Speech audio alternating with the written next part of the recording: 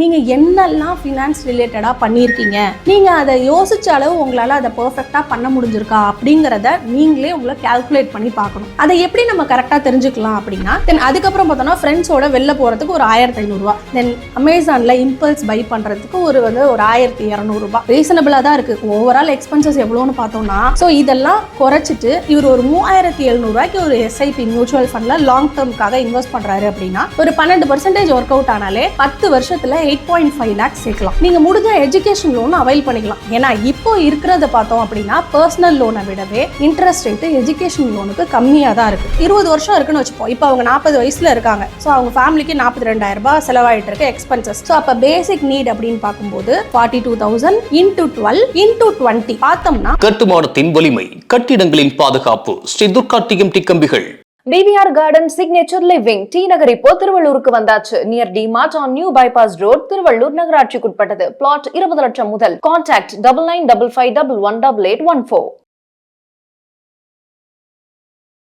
News cafe நேயர்களுக்கு வணக்கம். நான் ஆர்த்தி ஸ்ரீனிவாசன். உங்களோட ஏஜ் பேண்ட் 35 வயசுல இருந்து 45 வயசுக்குள்ள இருக்கு அப்படின்னா இந்த வீடியோ உங்களுக்காக தான். இந்த ஏஜ் குரூப்ல இருக்கிற சில பேருக்கு இன்கம் இப்போதான் உள்ள வராப்ல இருக்கும், சேலரி கிரெடிட் ஆனாப்ல இருக்கு, அடுத்து இஎம்ஐ, எக்ஸ்பென்சஸ், வீட்டுக்கு செலவு, இதெல்லாம் நம்ம பார்த்தோம் அப்படின்னா மாச கடைசியில என் கையில எதுவுமே இல்லை அப்படிங்கிற சிச்சுவேஷன்லயும் சில பேர் இருப்போம். சரி, இன்னொரு கேட்டகரி எப்படி இருப்பாங்க அப்படின்னா, இந்த வருஷம் இன்கிரிமெண்ட் வந்திருக்கு, ஸோ அந்த இன்கிரிமெண்ட் பைசாவையாவது நான் சேவிங்ஸா இல்லை இன்வெஸ்ட்மெண்ட்டா மாற்றணும் அப்படிங்கிற ஒரு குறிக்கோளோட ஆரம்பிப்பாங்க. ஆனா அதுக்கேத்தாப்புல கமிட்மெண்ட் வந்துட்டே இருக்கும். ஸோ இந்த மாதிரி சேவிங்ஸ், இன்வெஸ்ட்மெண்ட் அப்படிங்கிறது தள்ளி போயிட்டே இருக்கும். ஸோ இந்த மாதிரியான ஃபினான்ஷியல் ஸ்ட்ரெஸ்ஸை எப்படி குறைக்கிறது, அதே மாதிரி ஃபேமிலிக்கான ஒரு வெல்த் எப்படி பில்ட் பண்றது, இந்த 35 வயசுல இருந்து 45 வயசுக்குள்ள இருக்கிறவங்க ஃபினான்சிங், இன்வெஸ்டிங் ரிலேட்டடா எதெல்லாம் கவனிக்கணும், எதெல்லாம் அவாய்ட் பண்ணணும் அப்படிங்கறத தான் இந்த வீடியோல டீடைல்டா தெரிஞ்சுக்க போறோம். இந்த ஏஜ் பேண்ட்ல இருக்கிறவங்க ஆல்ரெடி ஒரு 10 வருஷம் 15 வருஷம் அப்படின்னு ஒரு எக்ஸ்பீரியன்ஸை கெயின் பண்ணியிருப்பாங்க. எந்த ஃபீல்டு நமக்கு கரெக்டா சூஸ் ஆகும் அப்படிங்கறதையும் கண்டுபிடிச்சிருப்பாங்க. அடுத்து இதுல நம்ம அப்கிரேட் பண்றதுக்கு இன்னும் என்னெல்லாம் நம்ம படிக்கணும், நம்ம எப்படி எக்யூப் ஆகணும் அப்படிங்கறத நோக்கி போகக்கூடிய ஒரு ஸ்டேஜ்ல இருப்பாங்க. அதே மாதிரி இந்த ஏஜ் குரூப்ல இருக்கவங்க தான் ஃபேமிலி, கமிட்மெண்ட், அடுத்து அப்பா அம்மாவை பார்த்துக்கணும், நிறைய கமிட்மெண்ட்டை ஃபேஸ் பண்ணக்கூடிய ஒரு ஏஜ் பேண்ட் தான் இந்த 35 to 45. இவங்க ஃபர்ஸ்ட் என்ன பண்ணணும் அப்படின்னா, அவங்க வேலைக்கு போக ஸ்டார்ட் பண்ணியிருப்பாங்க இல்லையா, ஒரு 25 வயசுலயோ இல்ல 27 வயசுலயோ நீங்க ஒரு வேலைக்குன்னு ஆரம்பிச்சிருப்பீங்க. அப்படி ஒரு சேலரியோ, ஒரு பிசினஸோ, ஏதோ ஒரு இடத்துல எம்ப்ளாயாவோ இல்ல பிசினஸ் இன்கமோ நீங்க ஏர்ன் பண்ண ஆரம்பிக்கிறீங்க அப்படின்னா, அப்பையில இருந்து இப்ப வரைக்கும் நீங்க என்னெல்லாம் ஃபினான்ஸ் ரிலேட்டடா பண்ணியிருக்கீங்க, நீங்க அதை யோசிச்ச அளவு உங்களால அதை பெர்ஃபெக்ட்டா பண்ண முடிஞ்சிருக்கா அப்படிங்கறத நீங்களே உங்களை கால்குலேட் பண்ணி பார்க்கணும். அதை எப்படி நம்ம கரெக்டா தெரிஞ்சுக்கலாம் அப்படின்னா, இப்போ ஒரு சேலரி ஒரு பிரேக் டவுன் வருது அப்படின்னா அதை நம்ம எப்படி எல்லாம் பிரிக்கணும், நம்ம அதை எப்படி பார்க்கணும் நம்மளோட சேலரியை அப்படிங்கறத முதல்ல நம்ம டீடைல்டா பார்க்கலாம். எக்ஸாம்பிளுக்கு இங்க ஒருத்தரோட சேலரி ஸ்லிப்பை நான் பார்த்துட்டு இருக்கேன். ஸோ பேசிக் சேலரி, டிஏ, தென் ஹெச்ஆர்ஏ, அதர் அலவன்சஸ் எல்லாம் சேர்த்து 63,000 ரூபாய் அவரோட கிராஸ் சேலரி. அதுல பிஎஃப், டாக்ஸ், தென் ப்ரொஃபஷனல் டாக்ஸ் இதெல்லாம் கழிச்சோம்னா ஒரு 5,000 ரூபாய் கழிச்சிருக்காங்க. கையில கிடைக்கிற சம்பளம் அப்படிங்கிறது 58,000 ரூபாய் கையில கிடைக்குது. அவரோட மாசம் அவர் எவ்வளவு எக்ஸ்பென்சஸ் பண்றாரு அப்படிங்கறத நம்ம எடுத்து பார்த்தோம்னா, ஹோம் லோன் இஎம்ஐ ஒரு 19,000 ரூபாய், காருக்கு இஎம்ஐ ஒரு 8,500 ரூபாய், தென் குழந்தைங்களோட டியூஷன் ஃபீஸ், ஸ்கூலுக்குன்னு ஒரு 12,000 ரூபாய், தென் அவரோட பேரண்ட்ஸுக்கு மெடிக்கல் சப்போர்ட்டுக்காக ஒரு 6,000, தென் வீட்டுக்கு தேவைப்படுற கிராசரிஸ், வெஜிடபிள்ஸ், மில்க் இதுக்கெல்லாம் ஒரு 7,500 ரூபாய், தென் எலக்ட்ரிசிட்டி, மொபைல், டிடிஹெச் அதுக்கு ஒரு 2,500 ரூபாய், தென் அதுக்கப்புறம் பெட்ரோல், வெஹிக்கிள் மெயின்டெனன்ஸ்னு ஒரு 3,500, தென் வீக்கெண்ட் டீயோ ஸ்நாக்ஸோ இந்த மாதிரி எல்லாம் இருக்கிறதுக்கு ஒரு 1,200 ரூபாய், தென் ஓடிடி சப்ஸ்கிரிப்ஷன் ஒரு 2 ஆப்னாலே இப்போ 700 ரூபாய் கிட்ட வந்துருது அது, தென் அதுக்கப்புறம் பார்த்தோம்னா ஃப்ரெண்ட்ஸோட வெளில போறதுக்கு ஒரு 1,500 ரூபாய், தென் அமேசான்ல இம்பல்ஸ் பை பண்றதுக்கு ஒரு 1,200 ரூபாய் ரீசனபிளா தான் இருக்கு. ஓவரால் எக்ஸ்பென்சஸ் எவ்வளோன்னு பார்த்தோம்னா 63,600 ரூபாய் வருது. அவருக்கு கையில கிடைக்கிற சேலரி என்னமோ 58,000 தான். ஆனா அந்த மாசம் அவர் பண்ற செலவு அப்படின்னு பார்த்தா 63,600 ரூபாய், கிட்டத்தட்ட 5,600 ரூபாய் டெபிசிட்ல போயிட்டு இருக்கு இப்ப அவருக்கு. இப்ப இவருக்கும் சேவிங்ஸ் பண்ணணும், இன்வெஸ்ட்மெண்ட் பண்ணணுங்கிற எண்ணம் நிறைய இருக்கு, அடுத்து வெல்த் பில்ட் பண்ணணும் அப்படிங்கறதெல்லாம் இருக்கு. சோ இப்ப இந்த மாதிரி ஸ்டேஜ்லயும் சில பேர் இருப்போம். இப்போ நம்ம என்ன பண்ணணும்,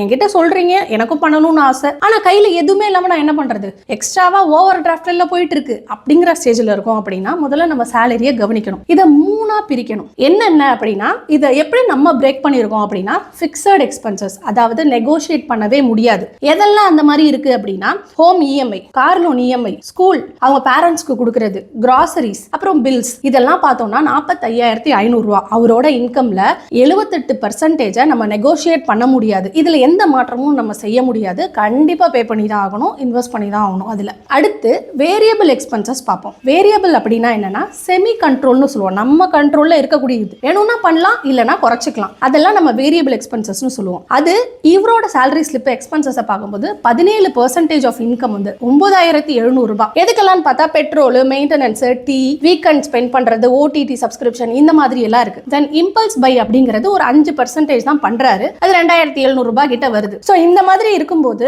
நம்ம இதை எப்படி பிளான் பண்ணும், ஒரு வெல்த்தை எப்படி பில்ட் பண்ணும் அப்படின்னா, இதுல நம்ம எதெல்லாம் கட் பண்ண முடியும் அப்படிங்கறத முதல்ல நம்ம பார்க்கணும். ஒரு சிம்பிளா ஒரு மேக்ஸ் எடுத்து பார்த்தோம் அப்படின்னா, ஒரு இம்பல்ஸ் பைங்கிறது ஒரு 2,700 ரூபாய். தென் அதுக்கப்புறம் வேரியபிள்ல இருந்து ஒரு 1,000 ரூபாய். சோ 3,700 ரூபாய் இப்போதைக்கு அவரால் அதை கட் பண்ணி செய்ய முடியும். இன்வெஸ்ட்மெண்ட்ஸ் அப்படிங்கிற ஃபோக்கஸ்ல அவர் போகணும் அப்படின்னா மாசத்துக்கு 3,700 ரூபாய் அது மட்டும் தான் அவரால் பண்ண முடியும். மற்ற எதுவுமே நம்ம நெகோஷியேட் பண்ண முடியாது. அவரால் எதையும் கட் பண்ண முடியாது. பட் இதை 25 வயசுல இருந்தே அவர் பண்ணியிருந்தா இன்னும் சூப்பர். இந்த ஏஜ் பேண்ட்ல இருக்காங்க அப்படின்னா, இப்பவும் நான் வந்து இதெல்லாமும் நான் குறைக்க மாட்டேன் அப்படின்னு சொல்லிட்டு இருந்தாங்கன்னா, ஒரு வெல்த்தை கிரியேட் பண்ணணும் அப்படிங்கிறது ரிட்டையர்மெண்ட், அடுத்தடுத்த கமிட்மெண்ட் வரும்போது அவங்களுக்கு தான் கஷ்டமா இருக்கும். ஸோ இதெல்லாம் குறைச்சிட்டு இவர் ஒரு 3,700 ரூபாய்க்கு ஒரு எஸ்ஐபி மியூச்சுவல் ஃபண்ட்ல லாங் டேர்ம்காக இன்வெஸ்ட் பண்றாரு அப்படின்னா, ஒரு 12% ஒர்க் அவுட் ஆனாலே 10 வருஷத்துல 8.5 lakhs சேர்க்கலாம். 15 வருஷத்துல 18.2 lakhs சேர்க்கலாம். அடுத்த 20 வருஷத்துல 36 லட்சம் சேர்க்கலாம். ஸோ இது எதுக்காவது யூஸ் ஆகட்டும். ஒன்னு செகண்ட் இன்கமா இருக்கலாம், ரிட்டையர்மெண்ட்டுக்காக இருக்கலாம், குழந்தைங்க கல்யாணத்துக்காக இருக்கலாம், எதுக்காக வேணா இருக்கலாம். பட் நம்ம ஸ்டார்ட் பண்ணணும் அப்படிங்கிறது உண்மை. இந்த ஒரு மாச சேலரி ஸ்லிப்பை வச்சு நம்ம இப்படி எல்லாம் பிரிச்சு நம்மளால எடுத்துட முடியுமா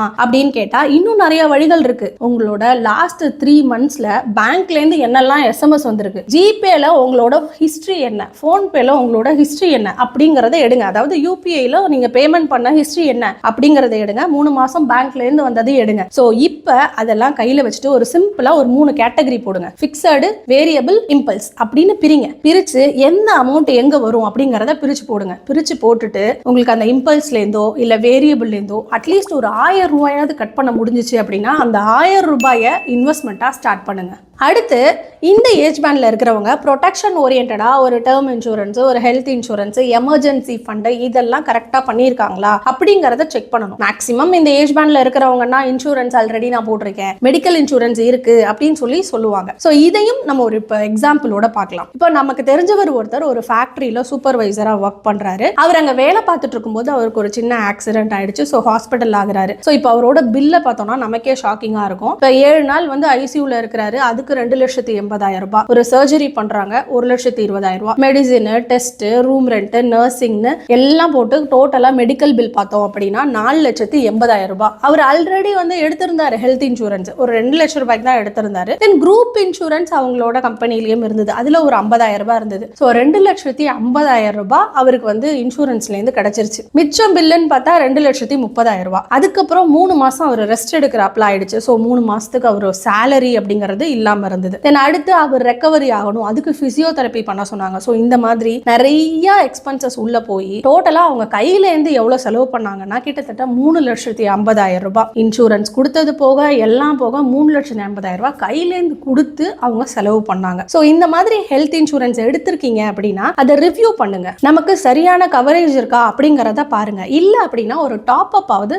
கண்டிப்பா பண்ணி வச்சுக்கோங்க. அதே மாதிரி டேர்ம் இன்சூரன்ஸ் அப்படிங்கும் போது அது ரொம்ப முக்கியம். ஏன்னா 25 வயசு 30 வயசுலாம் பாத்தீங்கன்னா உங்களுக்கு அந்த சேலரி அப்படிங்கிறது கம்மியா இருக்கும் சில பேருக்கு. சோ அந்த டைம்ல நமக்கு 1 கோடி ரூபாய்க்கு கவர், 2 கோடி ரூபாய்க்கு கவர் அப்படிங்கும் போது அந்த அளவுக்கு கிடைக்கிறதுக்கு வாய்ப்பு இல்லை, கம்மியாயிடும். ஸோ இப்போ 35ல இருந்து 45 வயசு அப்படிங்கிறது இதுதான் நம்மளோட சேலரி இன்க்ரீஸ் ஆகிற இடம். ஸோ இந்த ஏஜ் பேண்ட்ல ஒரு டேர்ம் இன்சூரன்ஸுக்கு ஒரு ஹியூமன் லைஃப் வேல்யூ கால்குலேஷன் எப்படி பண்ணணும் அப்படின்னா, அவங்க ஃபேமிலிக்கு அவங்க எவ்வளவு எக்ஸ்பென்சஸ் பண்றாங்க. இப்போ ஒரு மாசத்துக்கு ஒரு 42,000 ரூபாய் ஒரு ஃபேமிலிக்கு செலவாகுது அப்படின்னா அவங்களுக்கு ரிட்டையர் ஆகிறதுக்கு 20 வருஷம் இருக்குன்னு வச்சுப்போம். இப்போ அவங்க 40 வயசுல இருக்காங்க. ஸோ அவங்க ஃபேமிலிக்கு 42,000 ரூபாய் செலவாயிட்டு இருக்கு எக்ஸ்பென்சஸ். ஸோ அப்போ பேசிக் நீட் அப்படின்னு பார்க்கும்போது 42,000 into 12 into 20 பார்த்தோம்னா 1 கோடி ரூபாய். ஸோ அவங்களுக்கு 1 கோடி ரூபாய்க்கு வேணும். இன்ஃபிளேஷனையும் இதில் ஆட் பண்ணிக்கோங்க. ஒரு எக்ஸ்ட்ராவா ஒரு 20% வச்சுக்கோங்க. ஸோ 1 கோடியே 20 லட்சத்துக்கு உங்களுக்கு டேர்ம் இன்சூரன்ஸ் கவர் இருக்கணும். இப்படிதான் நம்ம ஹியூமன் லைஃப் வேல்யூவை கால்குலேட் பண்ணுவோம். எமர்ஜென்சி ஃபண்ட் அப்படிங்கிறது காரோட ஸ்பேர் டயர் மாதிரி. ஸோ நமக்கு தேவைப்படும் போது வீட்டில் எந்த ஒரு செலவு வந்து எதிர்பாராம எது வந்தாலும் நீங்க அதுலேருந்து எடுத்து செலவு பண்ணிக்கலாம். எமர்ஜென்சி ஃபண்டுங்கிறது நார்மலா ஒரு ஃபேமிலிக்கு ஆகிற எக்ஸ்பென்சஸ்ல 6 மாசத்தோடதையாவது எடுத்து வைக்கணும். எக்ஸாம்பிளுக்கு 42,000 ரூபாய் ஒரு ஃபேமிலிக்கு செலவாகுது அப்படின்னா 6 மாசத்துக்கு சேர்த்தோம்னா 2,52,000 ரூபாய். இந்த எமர்ஜென்சி ஃபண்டை கொஞ்சம் கொஞ்சமா பில் பண்ணும். எடுத்த உடனே 2 லட்ச ரூபாய் எடுத்து வைக்க சொல்ல, மாசம் மாசம் கொஞ்சமா அந்த அமௌண்ட் அச்சீவ் ஆகுற வரைக்கும் நம்ம அதுல சேர்த்து வைக்கணும். இதை எப்படி பிரிச்சு பண்ணலாம் அப்படின்னா, நார்மலா உங்க சேவிங்ஸ் அக்கௌண்ட்ல 1 லட்சம் ரூபாய் ஐடியலா வச்சுக்கோங்க. ஏன்னா எப்ப வேணா அதுல இருந்து எடுத்து யூஸ் பண்ணிக்கலாம். இன்னொரு 1,52,000 ரூபாயை ஒரு லிக்விட் மியூச்சுவல் ஃபண்ட்ல நீங்க தாராளமா பார்க் பண்ணிக்கலாம். சோ இந்த மாதிரி நீங்க பிளான் பண்ணுங்க. அடுத்து இந்த 35 வயசுல இருந்து 45 வயசுல இருக்கிறவங்களுக்கு ஒரு பெரிய கவலை என்ன அப்படின்னு பார்த்தோம்னா, குழந்தைங்களோட படிப்பு. அந்த குழந்தைங்களோட படிப்பு செலவு அப்படிங்கிறது இப்போ எஜுகேஷனல் இன்ஃபிளேஷன் அப்படிங்கிறது 8ல இருந்து 10% இதை விட அதிகமா இருக்க கூட வாய்ப்பு இருக்கு. இப்போ நான் 8% அப்படின்னு வச்சு நான் ஒரு கால்குலேஷன் சொல்றேன். இப்போ நார்மலா இப்போ குழந்தைங்களை ஒரு பிரைவேட் காலேஜ்ல ஒரு இன்ஜினியரிங் சேர்க்கணும் அப்படின்னா இப்போ 8 லட்சத்துல இருந்து 12 லட்சம் ரூபாய் ஆகுது. இதுவே 10 வருஷத்துக்கு அப்புறம் அவங்க படிக்க போறாங்க அப்படின்னா 8% இன்ஃபிளேஷன் வச்சாலே உங்களுக்கு 17ல இருந்து 26 லட்சம் ஆகும். இதுவே பிரைவேட்ல ஒரு மெடிக்கல் படிக்க வைக்கணும் அப்படிங்கிற எண்ணம் உங்களுக்கு இருக்கு அப்படின்னா இப்போ 40ல இருந்து 60 லட்சம் ஆகுது அப்படின்னா 10 வருஷம் கழிச்சு 86 லட்சத்துல இருந்து 1,29 லட்சம் வரைக்கும் செலவாகிறதுக்கு வாய்ப்பு இருக்கு. பிளான் பண்ணி நீங்க இன்வெஸ்ட் பண்ண இப்பவே ஆரம்பிக்கணும். அப்பதான் வந்து நம்ம படிக்கும் போது கொஞ்சம் ஈஸியா இருக்கும். இதுல இருந்து எடுத்து நம்மளால கொடுக்க முடியும். நான் குழந்தைங்க தான் அடுத்து எதிர்காலம், அவங்களுக்காக தான் நம்ம ஓடுறோம் அப்படிங்கிற ஒரு எண்ணம் நம்ம எல்லார்கிட்டையும் இருக்கு. அதுதான் நல்லதும் கூட. இன்னொன்னு, நீங்க முடிஞ்ச எஜுகேஷன் லோன் அவைல் பண்ணிக்கலாம். ஏன்னா இப்போ இருக்கிறத பார்த்தோம் அப்படின்னா பர்சனல் லோனை விடவே இன்ட்ரெஸ்ட் ரேட் எஜுகேஷன் லோனுக்கு கம்மியா தான் இருக்கு. ஸோ உங்களுக்கு இந்த லோன் பர்டன், இன்ட்ரெஸ்ட் பர்டன்லாம் எனக்கு வேணாம் அப்படின்னா நம்ம இன்னைக்கு அவங்களுக்காகவும் நம்ம வந்து இன்வெஸ்ட் பண்ண ஆரம்பிக்கணும். அதே மாதிரி இப்பதான் குழந்தைங்களுக்குலாம் சின்ன வயசு, எனக்கு ரிட்டையர்மெண்ட்டுக்கு இப்போ என்ன அவசரம் அப்படின்னு யோசிக்காம ரிட்டையர்மெண்ட்டுக்கும் இப்பயே நீங்க பிளான் பண்ண ஆரம்பிக்கணும். எல்லாத்துக்கும் கொஞ்சம் கொஞ்சம் அமௌண்ட்டை ப்ராப்பரா செக்ரிகேட் பண்ணி வந்துகிட்டே இருந்தோம் அப்படின்னா இது ஒன்றும் ரொம்ப கஷ்டமான வேலைலாம் கிடையாது. ஸோ இப்போ ரிட்டையர்மெண்ட் அப்படி நீங்க பாத்தீங்கன்னா என்பிஎஸ்ல இருக்கு, அதுல கூட நீங்க இன்வெஸ்ட் பண்ணலாம். தென் ஈக்விட்டி மியூச்சுவல் ஃபண்ட்ல எஸ்ஐபி மாதிரி பண்ணலாம். பிபிஎஃப் இருக்கு, கோல்டு எஸ்ஜிபி இருக்கு, தென் இபிஎஃப் இருக்கு. இதெல்லாம் நம்ம யூஸ் பண்ணிக்கலாம். ரிட்டையர்மெண்ட் கார்பஸ்க்காக நீங்க இதுலலாம் இன்வெஸ்ட் பண்ணலாம். இந்த ஏஜ் பேண்ட்ல ஒரே ஒரு சேலரி மட்டும் தான், ஒரே ஒரு சோர்ஸ்ல இருந்தா இன்கம் வருது அப்படிங்கறத நம்ம கொஞ்சம் மாத்தணும். ஒரு பார்ட் டைம் ஒர்க் பண்றதா இருக்கலாம், இல்ல ஒரு டியூஷன் எடுக்கிறதா இருக்கலாம், இல்ல இன்வெஸ்ட்மெண்ட் ஓரியன்டா எஸ்ஐபில இன்வெஸ்ட் பண்ணி எஸ்டபிள்யூபி மூலமா காசு எடுக்கிறதா இருக்கலாம், இல்ல டிவிடெண்ட் ஆப்ஷன்ல இருந்து பணம் வரதா இருக்கலாம். இந்த மாதிரி second source of income, third source of இன்கம்னு 2-3 இடத்துல இருந்து இன்கம் உள்ள வரதுக்கு நம்ம என்ன பண்ணணும் அப்படிங்கறதையும் யோசிச்சு அதுக்கான ஸ்டெப்ஸையும் நீங்க எடுக்க ஆரம்பிக்கணும். அடுத்து இந்த ஏஜ் குரூப்ல எதெல்லாம் அவாய்ட் பண்ணணும் அப்படின்னா, ஹோம் லோன் இஎம்ஐயை இன்வெஸ்ட்மெண்ட்டா பார்க்க கூடாது. ஏன் அப்படின்னா ஒரு ப்ராப்பர்ட்டி வேல்யூ, அந்த டவுன் பேமெண்ட் இஎம்ஐயோட முடிய போறதில்ல. அதுல ஸ்டாம்ப் டியூட்டி இருக்கும், ரெஜிஸ்ட்ரேஷன் சார்ஜஸ் இருக்கும், இன்டீரியர் பண்ணியிருப்பீங்க, தென் அதுக்கப்புறம் பார்த்தோம்னா ஆனுவல் மெயின்டெனன்ஸ் இருக்கு, ப்ராப்பர்ட்டி டாக்ஸ் இருக்கு. இதெல்லாம் சேர்த்து கால்குலேட் பண்ணணுமே தவிர இதை இன்வெஸ்ட்மெண்ட் பர்பஸ்க்காக பார்க்க கூடாது. தென் அடுத்தது பார்த்தோம் அப்படின்னா உங்க குழந்தைங்களுக்கு அப்படிங்கறத நம்ம சேர்த்து வைக்கிறது எவ்வளவு முக்கியமோ அதே மாதிரி ரிட்டையர்மெண்ட்டை இக்னோர் பண்ணாம அதுக்காகவும் நீங்க சேவ் பண்ண ஆரம்பிக்கணும். தென் அடுத்து ஒரு குவிக் ரிட்டர்ன் வருது அப்படிங்கிற ஒரு ரீசனுக்காக நம்ம போய் எந்த ஸ்கேம்லையும் மாட்டிக்க கூடாது. கரெக்டா ரெகுலேட்டரி அத்தாரிட்டி இருக்காங்களா அப்படிங்கறதெல்லாம் செக் பண்ணி நீங்க இன்வெஸ்ட் பண்ணணும். அதே மாதிரி ஒரு இன்வெஸ்ட்மெண்ட் அப்படின்னாலே டாக்ஸ் பிளானிங்காக மட்டும்தான் நான் இன்வெஸ்ட் பண்ணுவேன் அப்படிங்கறதையும் நீங்க கொஞ்சம் மாத்திக்கணும். தென் அடுத்தது ரிட்டர்ன் பண்ணி வைக்கணும். அதாவது ஃபினான்ஷியல் பிளான் அப்படிங்கிறது வாய் வார்த்தையா இருக்கக்கூடாது. நான் வந்து ரிட்டையர்மெண்ட்டுக்கு சேர்த்து வைக்கிறேன் அப்படின்னு இல்லாம ப்ராப்பரா ஒரு ஃபினான்ஷியல் பிளான் அப்படிங்கறத நீங்க ஒரு நோட் எடுத்து எழுதுங்க. எமர்ஜென்சி ஃபண்ட் எவ்வளவு தேவை, எவ்வளவு மாசத்துல அதை நம்ம கிரியேட் பண்ண போறோம், எதுல இன்வெஸ்ட் பண்ண போறோம் அப்படிங்கறத நோட் பண்ணுங்க. குழந்தைங்க எஜுகேஷனுக்காக இப்போ அவங்க என்ன ஏஜ்ல இருக்காங்க, எத்தனை வருஷத்துக்கு கழிச்சு அவங்களுக்கு காலேஜ் ஃபீஸ் தேவைப்படும், எவ்வளவு தேவைப்படும் அப்படிங்கறத ஒரு அப்ராக்சிமேட்டா நீங்க அதை முடிவு பண்ணி இப்போ எவ்வளவு எஸ்ஐபி போடணும், எதுல இன்வெஸ்ட் பண்ண போறோம் அப்படிங்கறத நோட் பண்ணுங்க. அதே மாதிரி ரிட்டையர்மெண்ட்டுக்காக நீங்க எதுலலாம் இன்வெஸ்ட் பண்ண போறீங்க, நிறைய ஆப்ஷன்ஸ் இருக்கு, எதுலலாம் பண்ண போறீங்க, எவ்வளவு டியூரேஷன் இருக்கு, எவ்வளவு எக்ஸ்பெக்ட் பண்றோம், எல்லாத்துலயும் இன்ஃப்ளேஷனையும் கால்குலேட் பண்ணி அதுக்கேத்தாப்புல ஒர்க் அவுட் பண்ணுங்க. அதே மாதிரி ப்ரொடெக்ஷன் ஓரியன்டா எவ்வளவு டேர்ம் கவர் இருக்கணும் நம்ம பார்த்தோம். அதே மாதிரி எவ்வளவு உங்களுக்கு ஹெல்த் இன்சூரன்ஸ் கவர் வேணும் அப்படிங்கறதையும் யோசிங்க. இதெல்லாம் எப்ப ரிவ்யூ பண்ணணும் அப்படிங்கறதையும் நோட் பண்ணுங்க. இந்த மாதிரி இன்வெஸ்டிங் ஃபினான்ஷியல் ரிலேட்டடா இதை நீங்க ப்ராப்பரா பண்ணீங்க அப்படின்னா அடுத்து ஃபினான்ஷியல் டிசிஷன்ஸ் அப்படிங்கிறது இந்த ஏஜ்ல எடுக்கிறது உங்க லைஃப் லாங் உங்க கூடவே இருக்க போகுது. ஸோ இதை நீங்க இப்போ ப்ராப்பரா பண்ணிட்டீங்க அப்படின்னா ஃபியூச்சர்ல உங்க குழந்தைக்கா இருந்தாலும் சரி, உங்க ரிட்டையர்மெண்ட் பர்பஸா இருந்தாலும் சரி, இதை ப்ராப்பரா ஒரு பீஸ்ஃபுல்லான லைஃபை லீட் பண்ண முடியும். நன்றி. இந்த வீடியோ உங்களுக்கு பிடிச்சிருந்தா லைக் பண்ணுங்க, ஷேர் பண்ணுங்க, கமெண்ட் பண்ணுங்க. மறக்காம பெல் பட்டனை கிளிக் பண்ணிட்டு சப்ஸ்கிரைப் பண்ணிடுங்க.